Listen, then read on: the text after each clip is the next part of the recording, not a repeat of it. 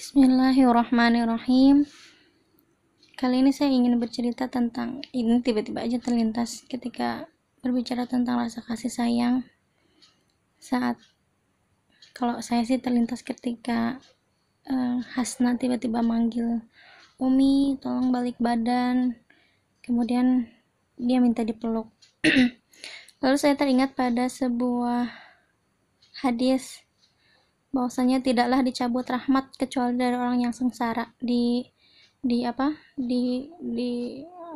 terjemahan lain saya sempat bacanya, tidaklah dicabut rahmat kecuali dari orang yang merugi gitu ya. Jadi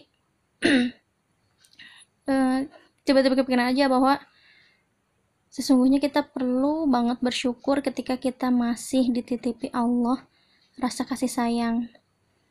Kenapa? Ini hal yang kita sering lupa gitu ya, untuk mensyukuri bahwa terima kasih ya Allah karena Engkau sudah memberikan aku ilham, hidayah ataupun taufik untuk bisa menyayangi orang lain.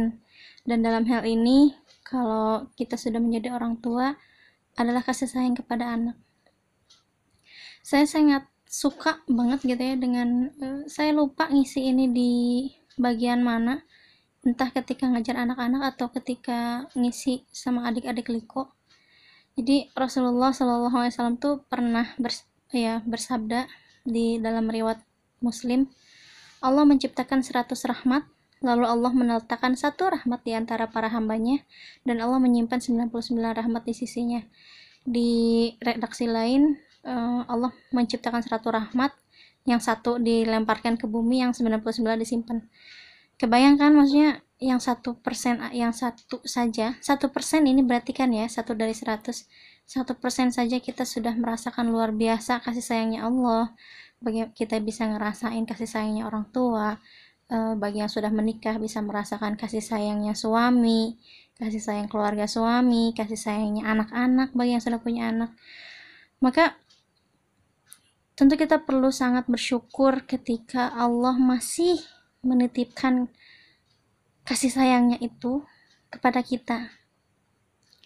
Sebagaimana Syekhul Islam sempat bilang, dan hendaknya tujuan seseorang adalah memberi manfaat kepada manusia dan berbuat baik kepada mereka secara mutlak. Dan inilah rahmat yang Nabi Muhammad SAW diutus dengannya.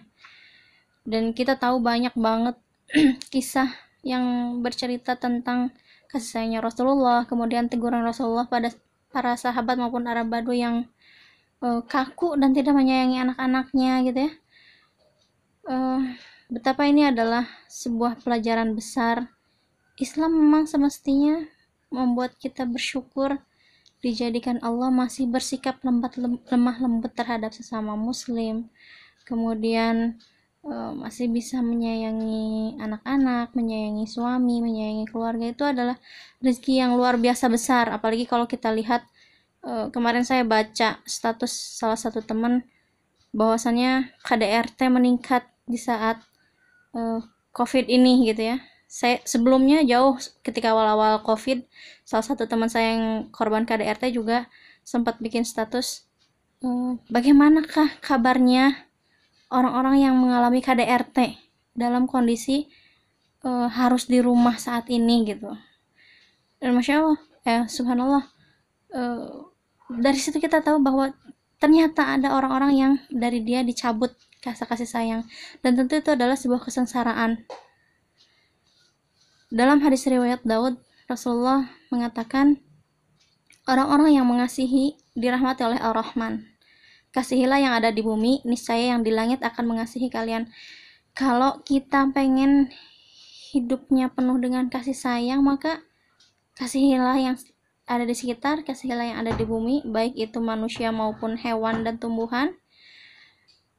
Maka insya Allah, Allah akan mengasihi kita, akan merahmati kita, dan yang ada di langit, malaikat-malaikat juga akan mengasihi kita. Itu adalah diantara kenikmatan luar biasa ketika kita masih di dunia, dan semoga menjadi sebuah rahmat yang luar biasa ketika kita diizinkan masuk surga. Karena diantara orang-orang yang masuk surga adalah kaum yang hatinya penuh dengan rahmat dan kelembutan disertai keimanan. Wallahu a'lam bishawab.